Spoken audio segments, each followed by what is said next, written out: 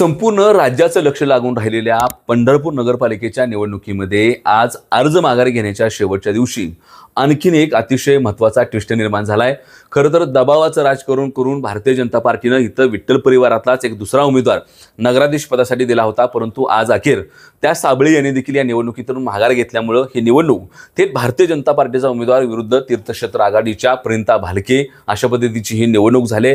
खरं तर जेव्हापासून पंढरपूरच्या नगरपालिकेच्या निवडणुकीची चर्चा सुरू झाली तेव्हापासूनच मैदानामध्ये जर सर्वात मोठे नाव कोणाचं चर्चेला आलं असलं तर ते प्रियंका भालकेंचं होतं आणि तिथून जो त्यांनी टेम्पो पकडलाय त्या निवडणुकीचा संपूर्ण क्रम हा त्यांनी अतिशय चांगल्या पद्धतीचं नियोजन करत चढता ठेवलाय।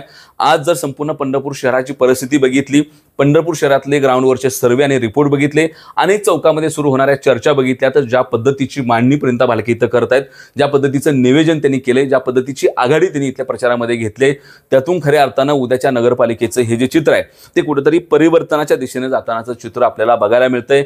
अर्थातच वेगवेगळ्या माध्यमांशी बोलताना, जनतेशी संवाद साधताना जरी दबावानं विठ्ठल परिवारामध्ये फूट पडली असली तरी आमचा परिवार हा एकसंघच आहे, तो कायम एकत्र असेल ही भूमिका प्रियंका भालके यांनी खरं तर मांडत होत्या। काल देखील अनेक माध्यमांनी त्यांना हा प्रश्न विचारल्यानंतर त्यांनी हीच भूमिका ठेवली की आम्ही एकत्रित आहोत, आमच्या पाठीमागे एक अदृश्य शक्ती आहे। अर्थात आज ज्यावेळेला हा संपूर्ण उमेदवारी अर्ज विठ्ठल परिवारातला दुसरा उमेदवारी अर्ज माघारी घेण्यात आला त्यावेळेला खऱ्या अर्थानं इथं परिवारामध्ये जल्लोषाला सुरुवात झाली, कारण फूट पाडा आणि निवडणूक जिंका ह्या पद्धतीचं जे राजकारण इथले विरोधक त्या ठिकाणी करतायत त्यातून कुठेतरी या सगळ्या गोष्टीला फाटा देत आपण एकत्र येऊन ह्या निवडणुका लढलो पाहिजे ही भूमिका इथं परिवाराने घेतली होती। परंतु साखर कारखानदारीने ह्या बाकीच्या गोष्टीतला दबाव ज्या पद्धतीनं पुढे आला त्यातून फूट पाडण्यात आली, परंतु हे सगळं असलं तरी प्रियंका भालकेंनी मात्र अतिशय नीटनेटकी पावलं टाकत या निवडणुकीमध्ये आपलं राजकीय शाणाक्षपण खरं तर दाखवलंय आणि अखेर तो परिवार आता आज एकवटलाय, त्यामुळे कुठेतरी ही निवडणूक प्रियंका भालके यांना आणखीन सोपी जाणार आहे। मुळातच जेव्हापासून पंढरपूरमध्ये विरोधकांनी नगराध्यक्ष पदाचा उमेदवार जाहीर केलाय तेव्हापासूनच प्रियंका भालके यांना ही निवडणूक अतिशय सोपी चालल्याची चर्चा होती, कारण विरोधकांचा उमेदवार चुकलाय अशा पद्धतीची चर्चा संपूर्ण पंढरपूर शहरामध्ये होती। आणि मग त्यामुळे कुठेतरी ज्या पद्धतीची जातीय समीकरणं बांधली गेली, दोन जातीय घटक समोरासमोर आले, मराठा फॅक्टर वेगळ्या पद्धतीनं पुढे आला, इतर जातीची समीकरणं मांडण्यात आली, यातून सत्ताधाऱ्यांना इथं जे साध्य करायचं होतं ते कुठेतरी त्यांच्या हातून निसटल्याचं चित्र बघायला मिळतंय। बऱ्याच ठिकाणी तर क्रॉस वोटिंगच्या बाबतीमधल्या मोठ्या हालचाली सुरू आहेत। परिचारक गटातले मोठा वर्ग हा इंटरनली भालकेंना मतदान करायच्या पूर्ण तयारीनिशी आहे, तशा पद्धतीच्या काही मिटिंगा चर्चा देखील झाल्याची चर्चा इथल्या पंढरपूरच्या असं एकूण राजकीय वातावरणामध्ये केली जाते। त्यामुळे कुठेतरी मुळातच उमेदवार डिक्लेरेशन केल्यापासून बॅकफूटवर गेलेला परिचारक गट कुठेतरी फुटीच्या राजकारणातून संधी शोधत होता, परंतु आज प्रत्यक्षात ह्या शेवटच्या दिवशी ज्या पद्धतीने साबळे यांनी अर्ज माघारी काढून घेतला आणि विठ्ठल परिवार पुन्हा एक संध दिसला त्यानंतर मात्र परिचारकांच्या पुढच्या आणि एकूण त्या भारतीय जनता पार्टीच्या पुढच्या अडचणी त्या ठिकाणी वाढणार आहेत। मुळातच इथले जे विद्यमान आमदार आहेत ते समाधान आवताडे यांच्या कार्यकर्त्यांना नेमकी संधी न दिल्यामुळे ते कार्यकर्ते नाराज आहेत, थांबलेत अशा पद्धतीची चर्चा संपूर्ण मैदानावर दिसते। नागेश काका भोसलेंना भालकेंच्या विरोधामध्ये उभा करून कुठेतरी मराठा आणि बाकीच्या मतांची विभागणी करणं हा त्यांचा प्लॅन असला तरी नागेश काका आता त्यांच्याच गोटात आहेत। कोळी समाजामधला उमेदवार असताना कोळी समाजातली बरीच मंडळी ही त्या ठिकाणी भालके यांच्या गोटात आहेत, त्यामुळे ही सगळी जी समीकरणं इथं चाललेत किंवा जी सगळी पावलं पडायला चाललेत ही सगळी पावलं ही भालकेंच्या बाजूनी पडतानाचं चित्र बघायला मिळतंय। जो घटक परिचारक आणि एकूण भारतीय जनता पार्टी आपल्या बाजूनी मोजत होती तो घटक आज प्रियंका भालके यांच्या सोबत खंबीरपणानं उभा असल्याचं चित्र दिसतंय। प्रचारामध्ये जात असताना त्या कुणावरही वेगवेगळ्या पद्धतीच्या टीका न करता थेट पंढरपूरच्या मुद्द्यांना हात घालतायत, विकासाच्या संदर्भाने बोलतात। पंढरपूरमधली धुळीची समस्या अतिशय महत्त्वाची आहे, त्या संदर्भाने त्यांनी विजन मांडले। पंढरपूरमध्ये स्वच्छतेचा प्रश्न अतिशय गंभीर आहे, त्यांनी ज्या पद्धतीने उमेदवारी अर्ज भरल्याच्या दिवशी पंढरपूरच्या नगरपालिकेच्या इमारतीतच स्वच्छतागृह नसल्याची ज्या पद्धतीने वाच्यता केली आणि त्यातून मला विकास करायला लागला तर नगरपालिकेच्या बिल्डिंगपासून विकास करावा लागेल ही जी भूमिका घेतली त्यामुळं लोकांना ते आता आपल्या प्रश्नाच्या संदर्भाने बोलतात असं वाटू लागले। पंढरपूरमधल्या नगरपालिकांच्या शाळांचे प्रश्न असतील, कारण इथं बऱ्याच जणांचं असं म्हणणं आहे की नगरपालिकांच्या शाळा बंद पाडून काही खाजगी संस्थानिकांनी आपल्या शाळा मोठ्या केल्यात, जो आरोप मोठ्या प्रमाणामध्ये मैदानावर होतोय। हे सगळं होत असतानाच नदीकाठचा जो संपूर्ण परिसर आहे त्या भागामध्ये देखील महिला मिश्रित पाणी मिसळणं असेल, नमामि चंद्रभागेचे पैसे त्यामुळे एवढ्या मोठ्या प्रमाणामध्ये आले परंतु तिथला विकास झाला नसेल, किंवा बऱ्याच कामांची पंढरपुरातल्या रिबजेटिंग होऊन मोठ्या प्रमाणातले पैसे इथं तीर्थक्षेत्र म्हणून आलेत परंतु प्रत्यक्षात ती कामं झाली नाहीत, त्यामुळे जनतेतून निर्माण होणारा रोष असेल, या सगळ्या गोष्टी खरं तर प्रियंका भालके यांच्या पत्त्यावर पडताना आणि विरोधकांना अडचणी निर्माण करताना दिसत आहेत। बरेच विरोधकांकडचे महत्त्वाचे इथले जातीय समीकरणातले घटक देखील आम्ही कमळाला मतदान करणार नाही आहोत अशा पद्धतीची भूमिका घेऊन बसलेत।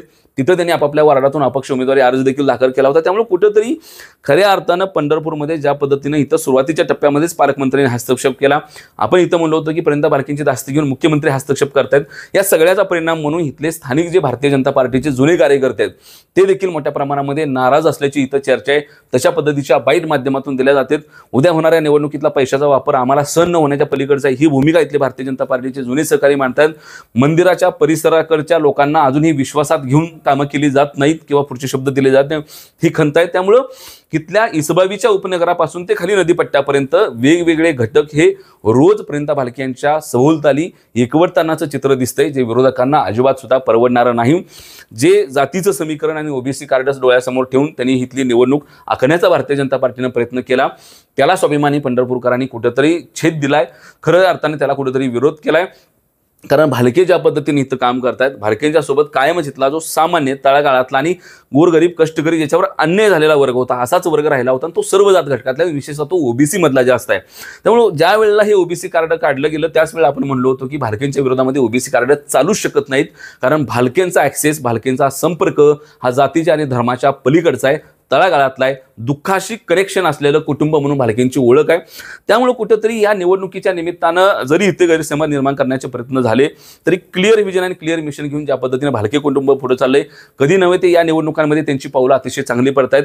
प्रणिता भालके ही महिला या निवडणुकीच्या केंद्रस्थानी ही सगळ्यात महत्त्वाची गोष्ट आहे. मी काय म्हणत आलो की ह्याच्या अगोदर जरी महिला आरक्षण ओपन झालं तरी त्यांचे कारभार पण करायचे, परंतु भालकेंच्या बाबतीमध्ये मात्र ते नाही.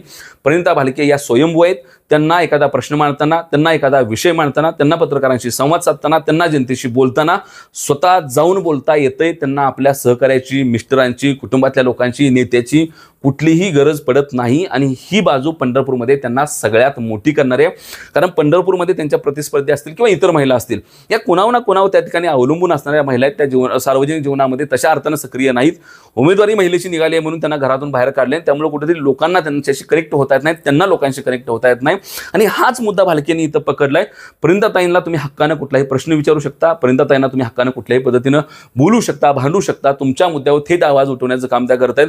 खरं तर म्हणून ज्या वेळेला त्यांनी आता त्या ठिकाणी वेगवेगळ्या प्रभागामध्ये, वार्डामध्ये दौरे सुरू केलेत, त्या दौऱ्यांमध्ये त्यांनी सरळ सांगायला सुरुवात केली की एखादा शिक्षक सकाळी कसा शाळेत येतो आणि शाळा सुटल्यावर घरी जातो, त्या पद्धतीची भूमिका माझी नगरपालिकेच्या कार्यालयामध्ये राहणार आहे.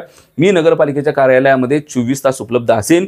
दुसरी महत्त्वाची गोष्ट म्हणजे इथं जे प्रशासन अडचणीत आणते लोकांना किंवा प्रशासनाच्या मुजुरीमुळे लोकांना त्रास होतोय, एखादा कागद काढायचा म्हटलं तर 10 दिवस हेलपाटा मारायला लागतात, अशा लोकांसाठी ज्या पद्धतीनं त्यांचे सासरे असलेल्या स्वर्गीय नानांनी ग्रामीण भागामध्ये अधिकाऱ्यांना जनतेच्या दरबारात उभा करत गावभेट दौरा आखला होता, त्या पद्धतीची भूमिका घेत या वेगवेगळ्या प्रभागामध्ये मी अधिकाऱ्यांना घेऊन जाऊन आणि तिथं जनतेची कामं करून या पद्धतीचा प्रचार त्यांनी सुरू केलाय.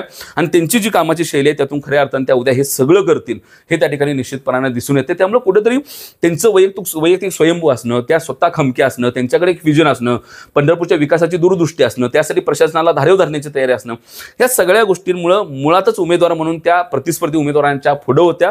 फक्त अडचण होती ती म्हणजे विठ्ठल परिवारातल्या फुटीची. तो फुटीचा शाप देखील त्या ठिकाणी कार्यकर्त्यांची डोकेदुखी ठरणार होता. कार्यकर्त्यांच्या मनामध्ये ही भावना होती की आतापर्यंत विठ्ठल परिवाराला फोडूनच विरोधकांनी निवडणुका जिंकलेत, परंतु हा परिवार एकसंध झाला पाहिजे, कारण उद्याच्या निवडणुकांमध्ये त्याचे थेट फायदे होणार आहेत. आणि अखेर हे खरं ठरले. प्रियंका भालके ज्या बोलत होत्या की परिवार एक आहे, त्या म्हणल्या आणि त्यांनी ते करून दाखवलं. हा त्यांचा या निवडणुकीमधला पहिला विजय आहे. त्यामुळे कुठेतरी विरोधक इथे ज्या पद्धतीने दबावाचं राजकारण करून विठ्ठल परिवारामध्ये फूट पाडून निवडणुका लढण्याचा त्यांचा कायमचा पॉईंट आहे, त्याची पुनरावृत्ती करू बघत होतं. परंतु कुठेतरी कुटुंबामध्ये फोडणारी फूट, मुलांमध्ये फोडणारी फूट ही त्या ठिकाणी कुटुंबाचं नुकसान करते. ही जी आईची भूमिका असती तीच भूमिका ताईंनी सांभाळली आणि त्यामुळे कुठेतरी हे विभाजन टाळत त्यांनी ज्या पद्धतीनं परिवार एकसंध होता तो राहील ही भूमिका कायम ठेवली आहे. त्यातून खऱ्या अर्थानं त्यांची जी काही राजकीय चाणक्षपणा आहे आणि राजकीय मुत्सद्देगिरी आहे ती देखील दिसून येते. पंढरपूर शहरातल्या कुठल्याही भागामध्ये जाऊन तुम्ही चौकशी केली तर जवळपास 70% वर लोक त्यांच्या बाजूने बोलायला लागलेत. ही त्यांच्यासाठी जमेची बाजू आहे. बरेच विरोधी गटातले लोक देखील त्या ठिकाणी त्या सक्षम असल्यामुळे आम्ही त्यांच्यासोबत असल्याची भूमिका मांडतायत. परिचारक गटामध्ये ज्या पद्धतीचं तिकीट वाटप झालं, ज्या पद्धतीची ओबीसी कार्डाची आणि जातीय समीकरण आखण्यात आली, त्यातून जो गट नाराज झालाय तो गट देखील आज भालकेंना कनेक्ट असल्याचं चित्र बघायला मिळते. त्यामुळे हे खूप साऱ्या गोष्टी कधी नव्हे ते भालकेंच्या बाजूने, भालकेंच्या पत्त्यावर पंढरपुरात पडताना दिसत आहेत.